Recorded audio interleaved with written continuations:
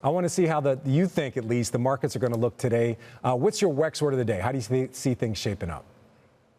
Well, my word of the day is volatility. You see the NASDAQ moving sharply higher this morning, right? Even after Microsoft's earnings, which were a little bit of a disappointment, and the stock is down today. But volatility, it has returned to the market in a forceful way. From May to July, the VIX, it was very subdued, very calm in the 12.5 range.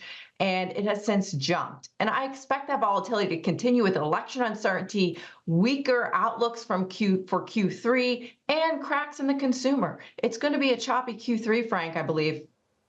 So you think it's going to be a choppy Q3. We've already seen some kind of mixed results when it comes to mega cap tech. Alphabet had weakness in ad spending. We just saw Microsoft have some weakness in cloud, sending both of those companies lower despite top and bottom line beats. When you're looking at the Magnificent Seven, are you expecting to see continued volatility and a continued rotation away from these mega cap tech stocks that have really carried the market into more rate sensitive sectors?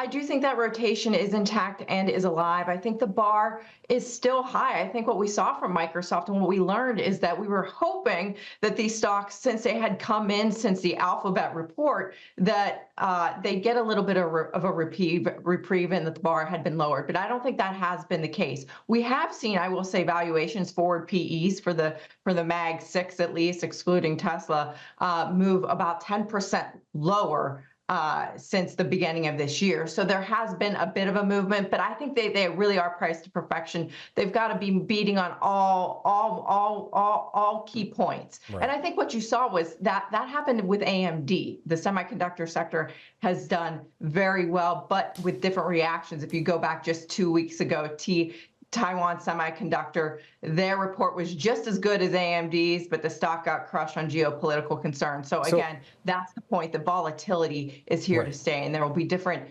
things moving the market over the next several months. So, Lindsey, it sounds like you think that the market's kind of got religion when it comes to valuation right now, and some of these high valuation names, like you said, price to perfection. If the quarter's not perfect, that they're going to get hit. So when you're talking to clients about where they can put money to work right now, where do you put money to work at right now, considering that we're expecting to hear a dovish Fed and the consensus is we're going to see a rate cut coming up in September? Where do you go right now? Yeah, I see any pullbacks in these big tech, high quality names as an opportunity.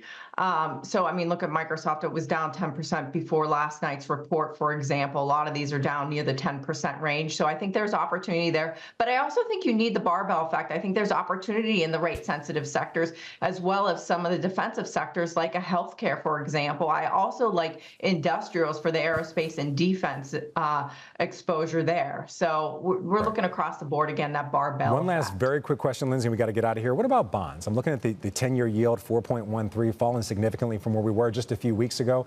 Is now the time to try to catch these yields, or is the equity market more attractive? Yeah, no, I think that fixed income has its place in a portfolio, and I do think that now's the time to lock in some rates at higher levels. But I do think there's opportunity in the equity market too.